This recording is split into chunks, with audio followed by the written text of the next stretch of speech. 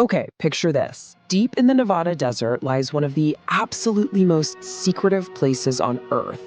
We're talking about a military base so utterly mysterious that for decades, the US government point blank refused to even admit it existed. Seriously, no acknowledgement at all. Some people genuinely believe alien spacecraft are hidden away out there. Others, they claim actual extraterrestrial bodies were taken right inside its gates. But what is really happening at Area 51? Well, tonight, right here on Mystery Vault, we are uncovering the secrets of America's most mysterious location. Let's get right into this explainer. So if you actually try to go there, you'll quickly find out this area is fiercely protected. We're talking armed security, crazy advanced surveillance, and literally terrifying warning signs that spell it out loud and clear. Use of deadly force authorized. No trespassing, no questions, no answers, just turn around. But that raises a pretty massive burning question for all of us. If this is really just your standard run-of-the-mill military base, why the intense, over-the-top secrecy? That brings us to the seed of doubt. Let's rewind to the 1947 Roswell incident. All right, so back in 1947, something highly unusual crashed near Roswell, New Mexico. And at first, the US Army actually released a statement that sent absolute shockwaves across the country. They flat out announced that they had recovered a flying disc. I mean, can you imagine reading that in the paper back then? But then, just hours later, the official story abruptly changed.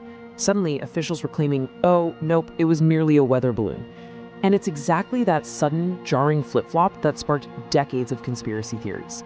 To this day, a lot of people believe the wreckage, and maybe even alien bodies, were quietly packed up and secretly transported straight to Area 51 for study. Was it a massive cover-up, or just a huge misunderstanding? Honestly, nobody knows for sure. Now, let's talk about the insider's tale, the story of Bob Lazar and S4. Fast forward a bit to 1989. A guy named Bob Lazar steps forward with a truly mind-blowing claim. He goes on record stating he had worked at this incredibly secretive underground facility located just south of Area 51, a place he called S4. And according to Lazar's unverified claims, government scientists down there were actively studying recovered alien spacecraft, not just looking at them, but actively attempting to reverse engineer extraterrestrial technology. He even claimed these crafts utilized some totally mysterious undiscovered element that was literally capable of manipulating gravity itself so they could fly. It sounds like a movie, right? Naturally, the public reaction to this was intensely divided. The US government, they completely denied his claims across the board. Skeptics took one look at his story and immediately labeled him a fraud, accusing him of spreading unsubstantiated hoaxes. On the flip side, though, believers hailed him as an absolute hero, a brave whistleblower putting everything on the line to reveal the hidden truth. Now, regardless of which side you land on, one thing is for sure, Bob Lazar's story spread like wildfire. It changed the world's perception forever and pretty much permanently cemented Area 51's reputation in pop culture. But what about their rational explanation? Let's dig into some Cold War secrets. So, a lot of experts and historians argue that Area 51's real, actual purpose was far less extraterrestrial, though still extremely classified. During the Cold War, the base was basically used as the primary testing ground for bleeding-edge military tech.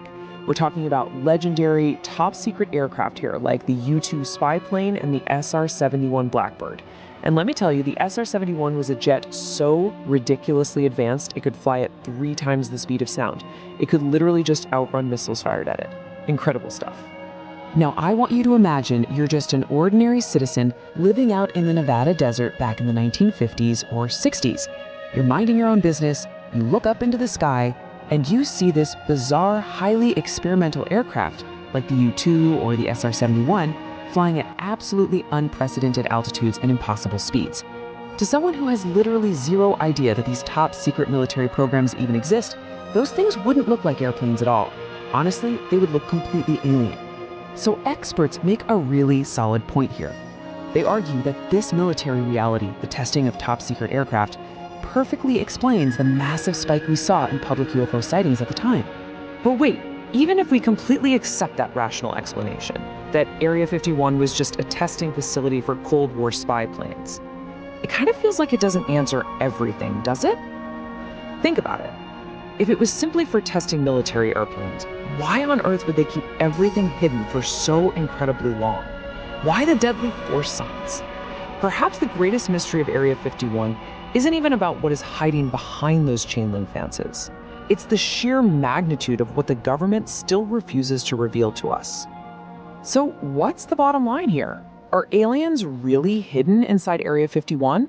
Or is it simply the world's greatest conspiracy theory? Well, until the whole truth is finally revealed, Area 51 will undeniably remain one of humanity's greatest mysteries. What do you think? After looking at the timeline, the whistleblowers, and the actual military history, are we alone in the universe? Let us know in the comments, and don't forget to subscribe to Mystery Vault for more unsolved mysteries. See you next time.